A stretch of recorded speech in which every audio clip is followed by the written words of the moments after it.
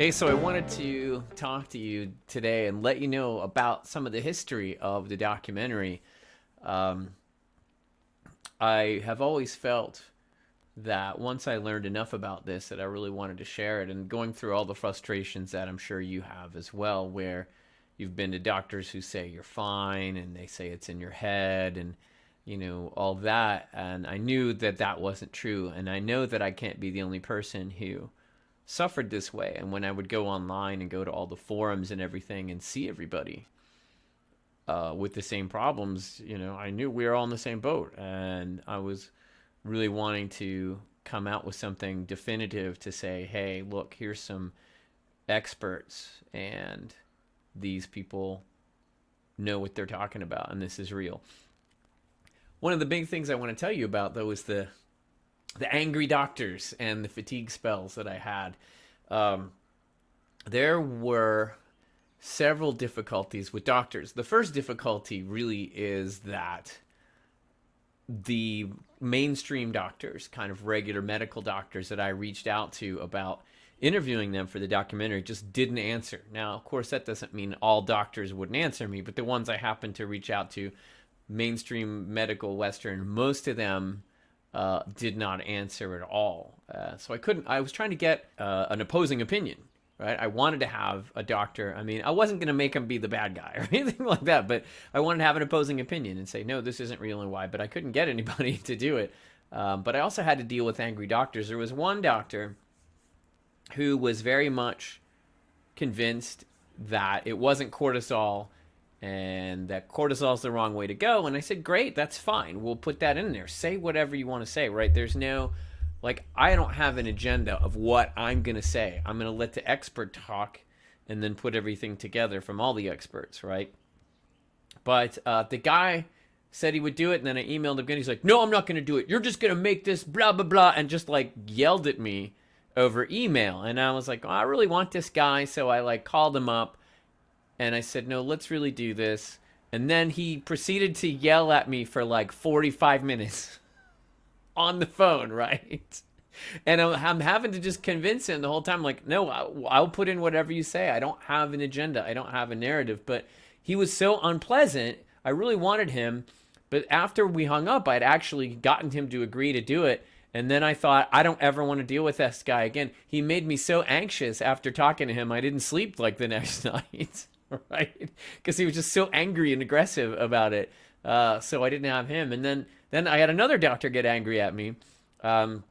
See, I made this, as you may know, with my own money and time. Right, I tried to do a Kickstarter. It failed. I had no other outside money. It was just my own personal money that I spent on this. Probably I spent over $10,000 making this, plus the hundreds of hours. Right, if I got paid for everything that I did, it would probably be $200,000 worth of documentary that you get, but I just did this on my own time. But I ran out of money, at some point. I didn't have any more. There was a doctor in another state who I'd wanted to talk to, and I was going to fly out there and interview him, but I ran out of money.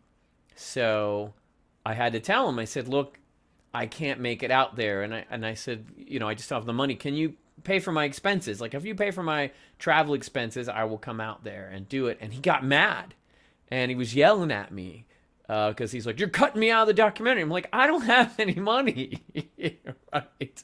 I don't have any more money, sir. So I can't do it unless you sponsor me. And I said, okay. So he was mad at me. And then later on, I went back to him and I said, look, okay, you can hire someone local or whatever. You can have someone come in and film you, but it has to match the style of all the other interviews. So here's this. I went together and typed up a style guide with pictures and guides on the equipment and audio and the shot and the background and everything. And I sent him all that and said, here you go. Just do this within the next 2 months so I can have it for the documentary. And he's like, okay, I'll do it. And then he never did it. So I don't know. I imagine he's still mad at me. But I did what I could do, right? He would be in the documentary if he had either helped me get out there or he had just done the footage like he said he would do himself, but he didn't do it. And then I had another doctor who was it was sitting down with him, and he was about to go on. He'd signed the release, and he was about to go interview. and he took a phone call, and the person on the other end convinced him to not do the interview because he was just about to get, he was already like, I think a chiropractor, and he was about to get his MD, and he didn't want the board to find out that he did this adrenal fatigue documentary, because the power of like our kind of Western medicine associations is strong, and if you go against what they say, right, they can pull your license. So he took his call, and he came back and said, sorry, I can't do this, and left. And I just tore up his agreement and let him go, right? I'm not going to bother him about it. But, it was, you think it's just, oh, I just set up interviews and do them. No, it was difficult, and I had a couple of interviews that there were technical problems, the lighting or the sound was off, and I couldn't use them. And I had traveled hundreds or thousands of miles to get them, so I couldn't get them again. My experts' hours are very important to them, so, they didn't have time maybe to redo it. Just things like that. But and I had set a goal of having it done in 2 years, and then 2 years went by and I didn't have it. And another thing that really happened to me was the fatigue spells where, I just get tired, and like many of you, it's very sudden. I'm fine, da da da da da, bloop, and then I'm done, right? And I have trouble thinking, and it's really annoying because I'd like to be doing something at least productive, but I end up just having to go sit down in front of the TV.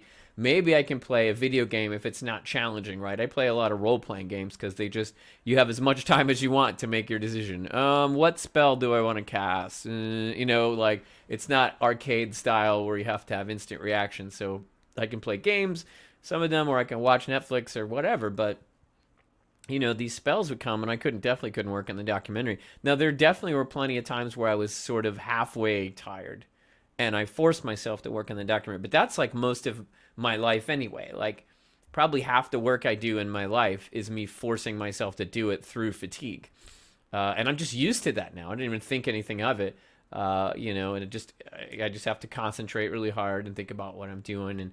But I'm trying. I had no money, and then I'd done a movie before, right? I did Altered Spirits, the feature film, which you can see clips of in the documentary, and that took 6 years to finish, and that had all kinds of problems. My editor had a heart attack, and we had a problem with our special effects. We had to find a different special effects guy. It takes a lot of work. I think people don't know how much work it takes to make a movie, because they know about videos like this, which just doesn't take that long to make. But if you're putting together something with consistent audio and music and graphics and sound and sharp editing and a narrative structure, right?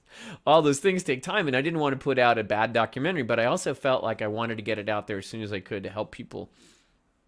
So it's kind of this, this tug on me all the time to get this done, and I would basically take 3 days a week to work on it when I wasn't, primarily I teach college, so that's what I'm normally doing, and around that I would work on it. But I remember I mentioned it, and I sent out an email to my doctors, about 2 years in, saying, oh yeah, well, I'll have it ready in, like, I think I had said March.